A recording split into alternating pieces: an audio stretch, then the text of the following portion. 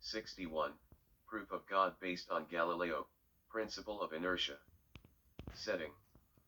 Things in motion, then they keep going on forever. No need for keeping a force on them so greatly enhances God's power to move things in the 5. Universe 62. Proof of God, based on Copernicus, also Galileo, and Newton. The Sun is the center of the solar system, that is, man is not the center of the universe. This reduces the dignity of man. No. It is that God is the center of the universe and so man goes around him. The Sun is the power source of Earth. Without the Sun we would perish instantly. Until one day when we develop our own planet-wide nuclear power energy system.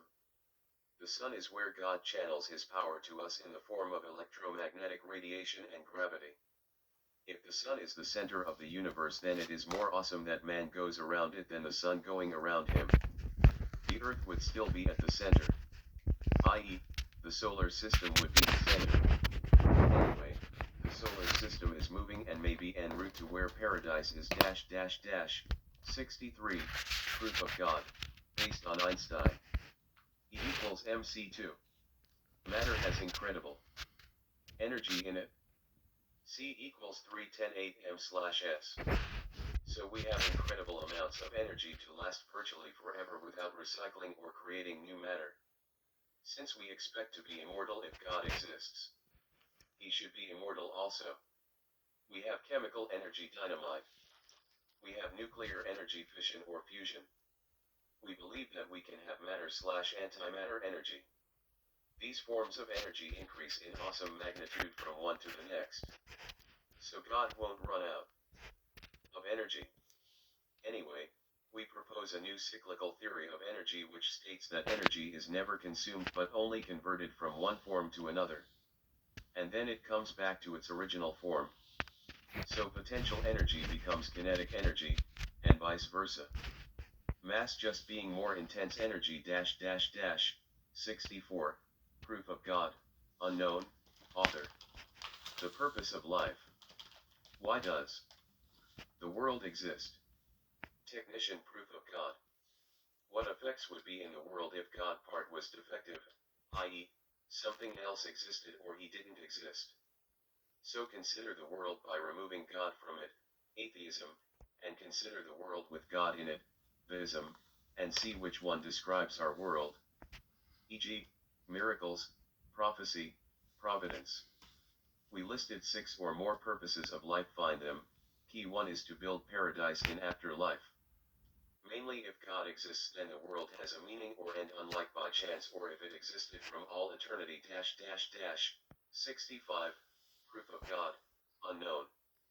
Counterexample. We can refute the 6. Statement that God exists by citing an counterexample case which is true. It may be possible to show that there is something that God would not have permitted at all cost, or if there is something he would have done no matter what and did not do. In either case it would imply that God did not exist. So we too can prove that God exists by citing that there is nothing in the universe which agrees with the above 2 objections 66. Proof of God, author Joseph Bitten. Either / or proof. There is a God or there isn't. If there is a God, then God exists. But if there is no God, then there is still a God, since we can conclude that the greatest person is a God or that the greatest men are gods. It would just mean that God is not as great as we thought or that men are greater than we thought. The Buddhists hold a man as God. He is reincarnated every generation. The Hindus believe in many gods. At least one God for creation, one for preservation, and one for destruction. These are men in some sense since they become men in this life. The Christians believe in 3 gods, are 2 of them a man and a woman. The Jews and Muslims believe in one God, though it may have been an anthropomorphic conception at the beginning. But is it possible to have a being greater than the greatest man who ever lived? Prove this in general, or give example. Man understands universals and these are infinite in scope. St. Thomas Aquinas says that requires an infinite power. But we don't understand infinity. And infinity is is impossible according to Aristotle, except potentially. So an infinite being could not exist. And only an infinite being could be greater than man forever. Since if man is immortal, then he will get greater and greater over time and become superior to anything else. We are so great already that if we discover ways to make ourselves immortal and reach our full potential, then we will be gods. Are there limits to our progress? There are great advancements possible for us even in the finite realm. God is the greatest being by definition, not necessarily the perfect being. If there is no God, then we may become gods once we are actualized. We have come a very long way already in the last few millennia. Since, for example, it is possible to see and hear an event anywhere in the world instantly instead of waiting for a messenger to come by ship using oars and sails and later riding on a donkey to deliver a little note written on parchment and arriving weeks later. Let alone that much of the world was not discovered yet. We don't believe in extraterrestrials, i.e., outer space creatures. Since we believe God created all life on this planet. But really these beings exist. 7. In a sense right here on Earth. They are us.